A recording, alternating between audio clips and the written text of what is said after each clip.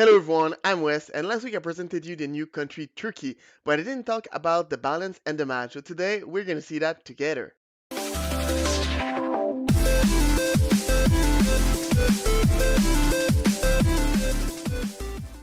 Okay, so first of all, we're gonna start by just passing in all the little update we had in the game, and after that, we're gonna go with the balance. So, first thing, we have new languages. We have Portuguese, who have been added for the Portugal and Brazil to grow the community of war selection, and that I really like it. Then after that, obviously, we have the new country Turkey. So if you want to have more information about Turkey, you can just check out my last video. They have the unit on it, the statistic, and also few situation on the field. There's now two ways to purchase country. There's rather the technology points, which we can get by making some team match, some rank game, or some FFA, or we can also get it with some real money. And I think that's a good thing because like this Glyph roll can get her some money to invest in the game and start to have some income. And player who don't want to grind some technology point to get those country can just not buy it. And I think that's a win-win for both sides. Also, another very nice thing of Glyph roll I've added to their game is the complaint menu. So if you're pressing on F1, we have the map and you have all the name of the players. And if you look at the left bottom, you're gonna see the button complaint. So if you just click on it, you will be able to select the name of the player you want to complain about.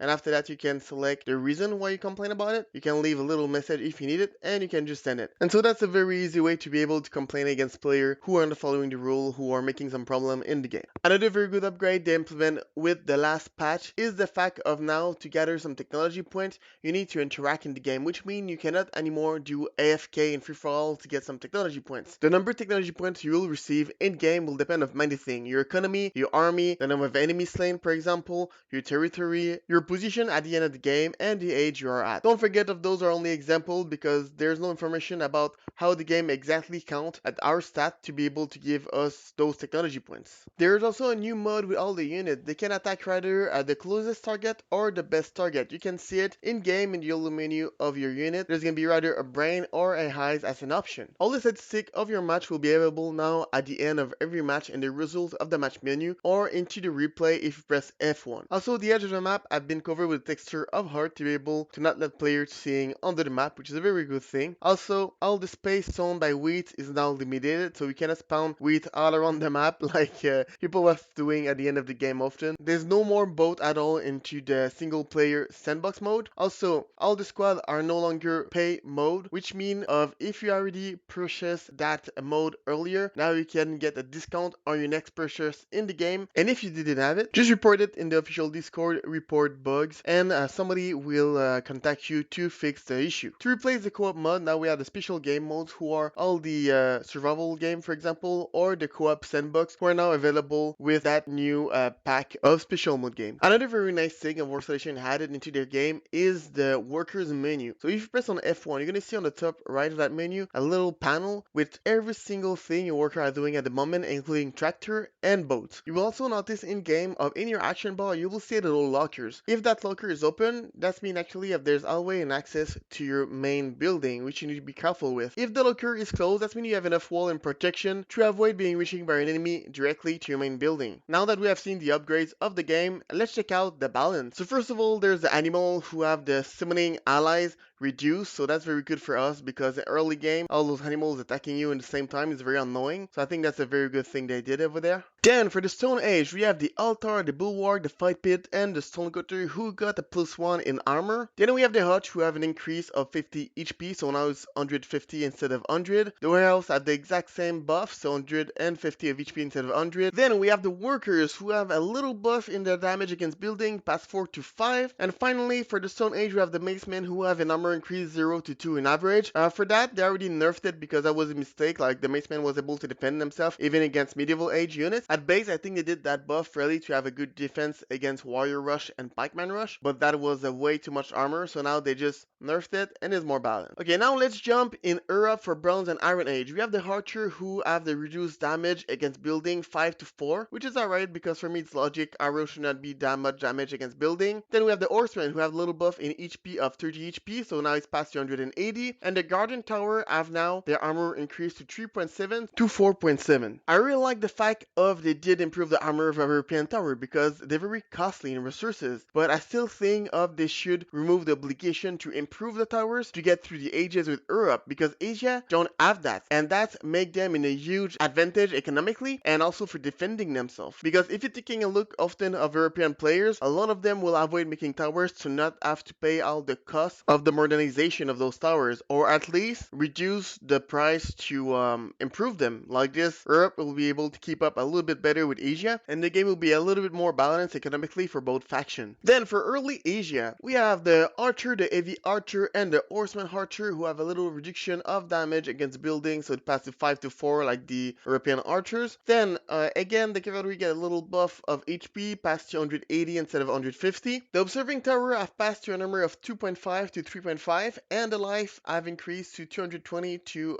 200. I think that's great just because when Asia is under attack, they need to build tower very quickly. Often the Observing Tower get destroyed before getting to the Guardian Towers. And then talking about Guardian Tower, we have the armor who have increased in average for 4.1 to 5.1. So now let's pass to Medieval Age. So first of all, we have the Horse Crossbowman, the Cuirassier, and the Dragoon who have a little buff of 30 HP for all of them. I think they really did that on every single cavalry units on every age. Let's check it out.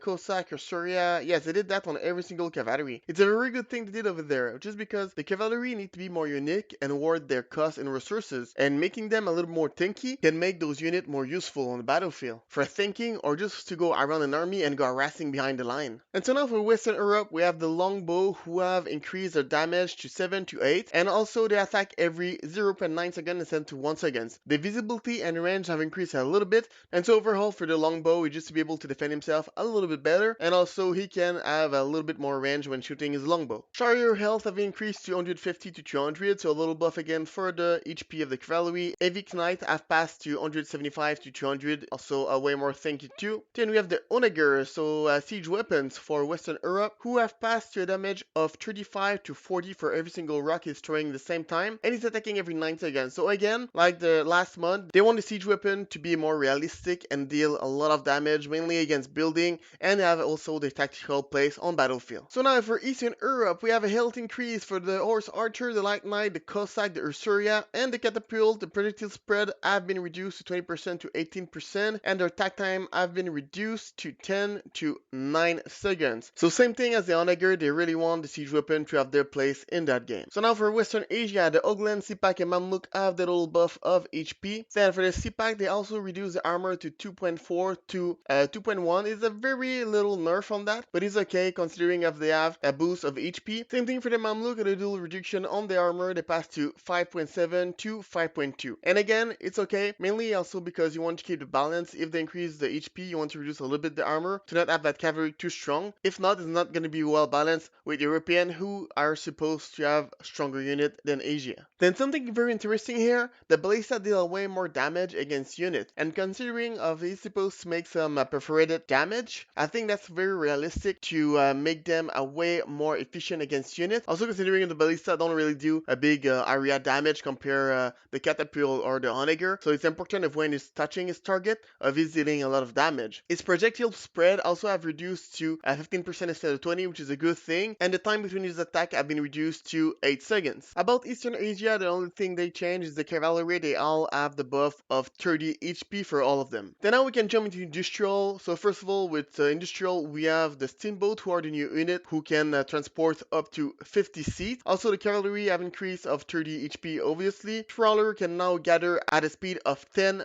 food per second, which is a very big buff for gathering some fish. Then we have the soldier who have a little bit damage reduced to 22 instead of 24, and also the damage against building have reduced to 11 instead of 12. The armored car have passed to 21.5 in armor to 22.25, which make them a little bit more tanky, and the trench mortar now attack every 8 seconds instead of 7, which make them a little bit slower. Battleship is no longer in transport boat, but his HP have increased to 600 up to 1000 now, which make him a way more tanky and a way more efficient on the sea. But the cost of it have also increased of 500 of wood, which bring them a total of 500 of food, 2000 of wood, and 800 of metal per boat. Now for the tank Rumble, robust for the main guns.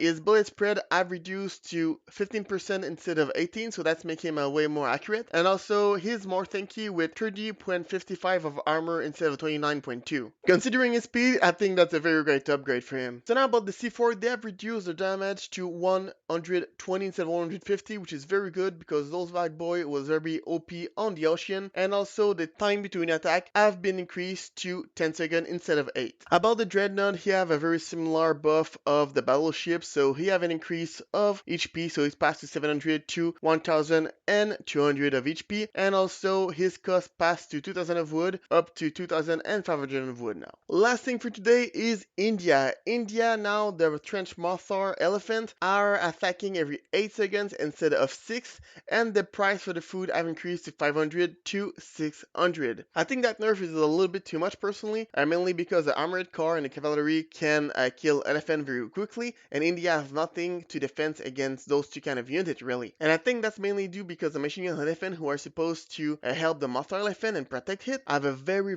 bad accuracy, which make him almost useless to defend the Mothar elephant. On that guys, I really hope you enjoyed the video. Follow me if you like it. Also on the description you can find my link to my Twitch channel. Also let me know in the comment what you are thinking about that new balance patch, and on that I see you in the next one.